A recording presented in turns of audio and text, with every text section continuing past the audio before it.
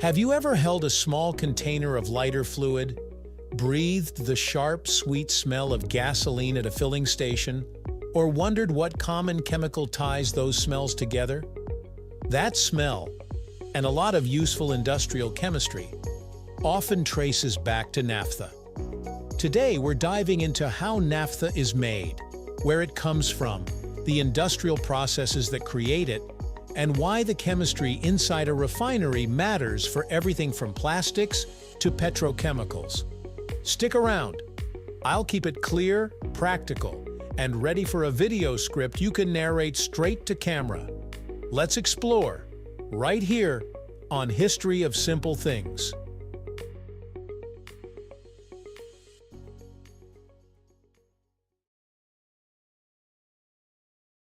First, let's pin down what naphtha actually is.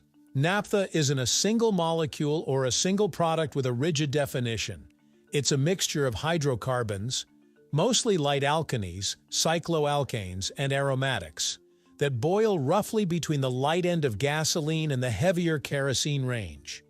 In refineries, the word naphtha usually refers to one or more fractions captured during crude oil processing that are then used as feedstock for petrochemical plants or blended into fuels. Because it's a catch-all for a light hydrocarbon stream, there are many naphthas: light naphtha, heavy naphtha, straight-run naphtha, reformate-based naphtha, each with different compositions and uses. Everything begins with crude oil. In a refinery, crude is heated and fed into a distillation column in a process called atmospheric distillation. As the heated crude rises inside the column, components separate by boiling point. The lightest gases leave at the top, then gasoline range fractions, then kerosene, diesel, and the heavier residues at the bottom. The gasoline range and slightly heavier boiling fractions that come off around the gasoline-kerosene window are where naphtha lives. This straight-run naphtha can already be useful, but it often isn't the final product yet. Its quality and composition will usually be tweaked. Refineries use several catalytic processes to reshape those straight-run fractions into more valuable or stable naphthas. Two of the most important are catalytic reforming and various cracking processes. Catalytic reforming rearranges molecules. It converts low-octane paraffins into higher-octane aromatics and isoparaffins, improving performance if the naphtha is intended for blending into gasoline or as a petrochemical feedstock. Fluid catalytic cracking, or FCC, and hydrocracking are processes applied elsewhere in the refinery to break large molecules into smaller ones. The light ends they produce can be recombined or routed into the naphtha pool. These refinery units are carefully tuned. Temperature, pressure, catalyst type, and hydrogen availability determine whether you're creating more branched alkanes, aromatics, or light olefins. And that determines whether the naphtha is best for fuel blending or chemical feedstock. Raw naphtha streams typically contain sulfur and other impurities that must be removed for environmental performance and downstream catalyst protection reasons. Hydrotreating is a common cleanup step. The naphtha is mixed with hydrogen and passed over a catalyst under pressure. Sulfur and nitrogen-containing molecules are hydrogenated and removed, producing hydrogen sulfide that's then treated separately. This step not only lowers sulfur, but also improves naphtha stability and reduces the risk of poisoning catalysts used later in petrochemical plants. In short, distill it, reshape it, then make it clean.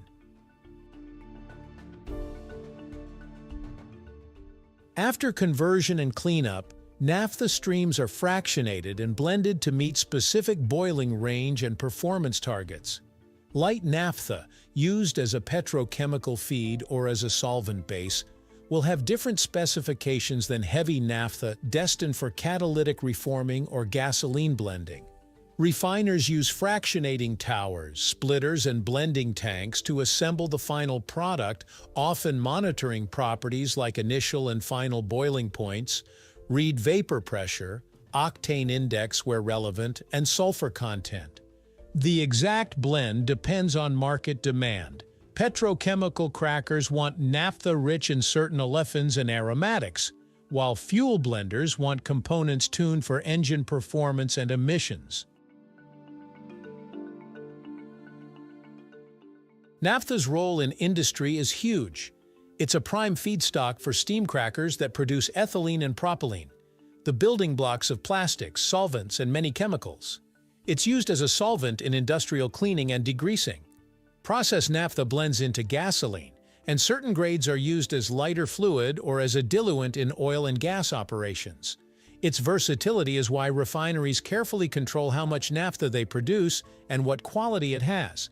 Small changes in composition can shift its best use between fuels and chemicals.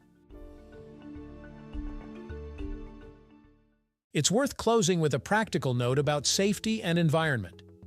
Naphtha is flammable and can present health hazards if handled improperly.